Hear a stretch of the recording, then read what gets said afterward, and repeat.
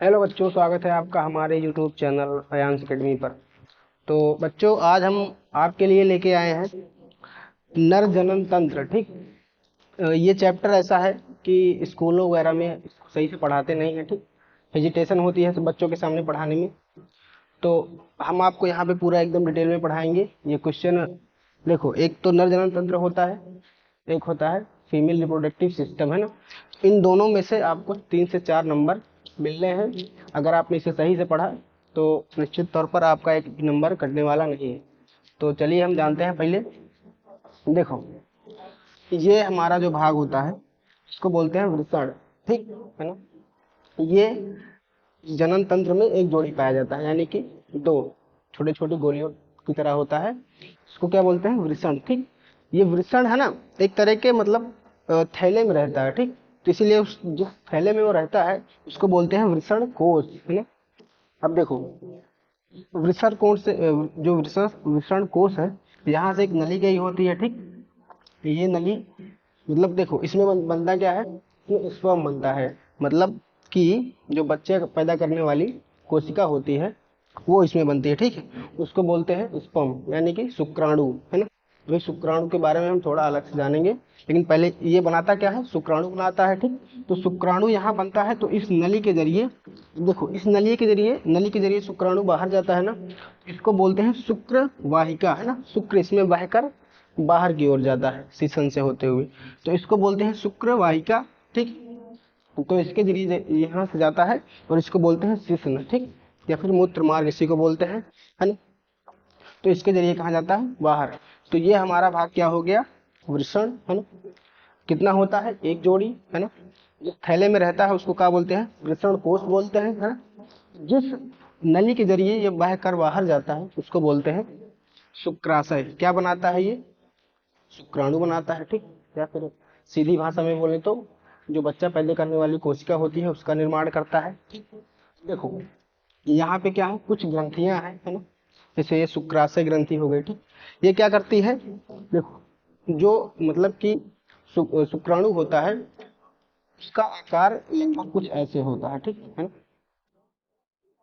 इस तरह से उसका आकार होता है ना। इसका कोई पैर नहीं होता है ना, कोई पंख नहीं होता, न तो चल के जा सकता है न तो उड़ के जा सकता है। ठीक। एक पूंछ होती है, उसी के सहारे क्या होता है? वो तैरता हुआ जाता है। तैरने के लिए भाई तरल पदार्थ की जरूरत है ना। जो तरल पदार्थ देता है अपना स्राव, कौन देता है? ये जो शुक्राशय है क्या करता है? कुछ तरल पदार्थ छोड़ देता है इसी नली में, जिसके जरिए क्या करता है? ये शुक्राणु तैर के बाहर निकलता है। ठीक। तो इसका काम क्या हो गया? अपना स्राव छोड़ता है ना।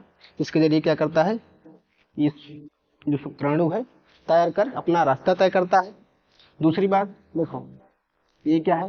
ये प्रोस्टेट ग्रंथि है।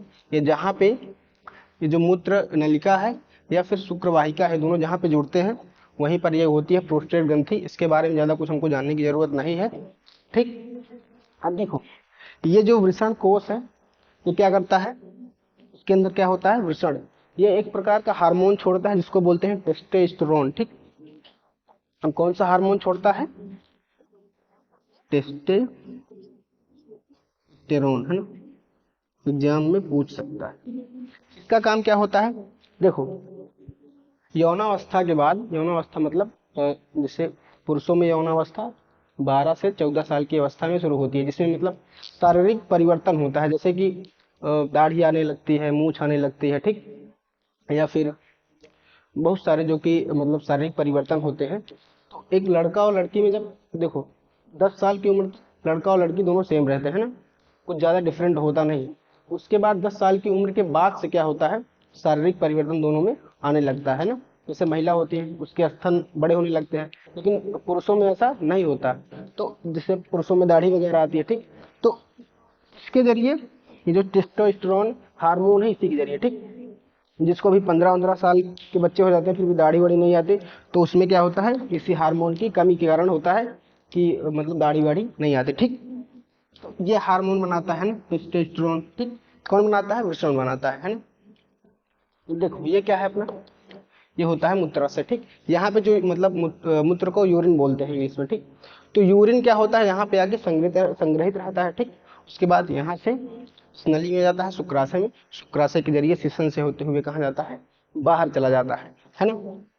अब देखो इसमें बचा क्या, ये जो नली है ये कहाँ ये होती है, इससे मतलब यूरिन जहाँ पे इकट्ठा होता है वहाँ पे ये नली आई होती है, तो इसके जरिए यूरिन बहकर इस यहाँ पे आके एकत्रित होता है। इस नली के जरिए सूजन से होते हुए कहाँ चली जाती है, बाहर चली जाती है। ठीक। अब देखो ये जो वृषण कोश है पेट के नीचे क्यों बनाया गया है ना, अगर भाई पेट में भी तो कर सकते हैं ठीक, लेकिन पेट के नीचे इसलिए बनाया गया है क्योंकि पेट का जो टेम्परेचर होता है शरीर का वो यहाँ के टेम्परेचर से अधिक होता है।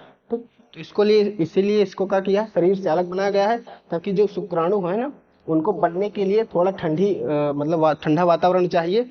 तो यहाँ पर होने से इसका जो टेम्परेचर होता है शरीर के टेम्परेचर से 3 डिग्री घट जाता है, ताकि जो स्पर्म होते हैं ना शुक्राणु वो सही से बन सके। ठीक, तो इसीलिए क्या करते हैं, इसको अलग बनाते हैं ना। अच्छा, शुक्राणु मतलब समझ लो शरीर की सबसे छोटी कोश क्या होती है, किसकी, नर मतलब कि आदमियों की है ना। आदमियों में सबसे छोटी कोशिका किसकी होती है, शुक्राणुओं की है ना।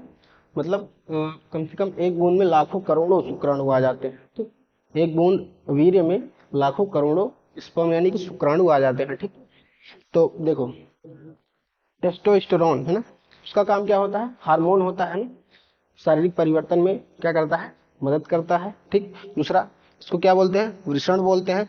जिस थैले में रहता है उसको क्या बोलते हैं, वृषण कोश बोलते हैं ना। क्या बनाता है, वीर्य का उत्पादन करता है। ठीक है ना? यानी शुक्राणु बनाता है। शुक्राणु क्या करता है, अ, भाई शुक्र वाहिका के जरिए बहकर कहाँ पे जाता है, सिसन के जरिए होते हुए महिला के योनि, फिर ग्रीवा, फिर गर्भाशय। ये योनि ग्रीवा गर्भाशय हम अगले वीडियो में देखेंगे, उसके लिए एक अलग वीडियो लेके आएंगे पूरा चित्र बना के। ठीक, अभी पहले इसी को देखते हैं ना। तो देखो अगर मान लो कोई प्रश्न पूछे कि टेस्टोस्टेरोन हार्मोन कहाँ मतलब कौन बनाता है, तो क्या बताओगे, वृषण बनाता है। ठीक, कहाँ पे बनता है, वृषण कोश में बनता है ना। तो आज की वीडियो में बस इतना ही। ठीक, अगर नोट्स चाहिए इसका बढ़िया से प्रॉपर तरीके से इसको समझ लो है ना।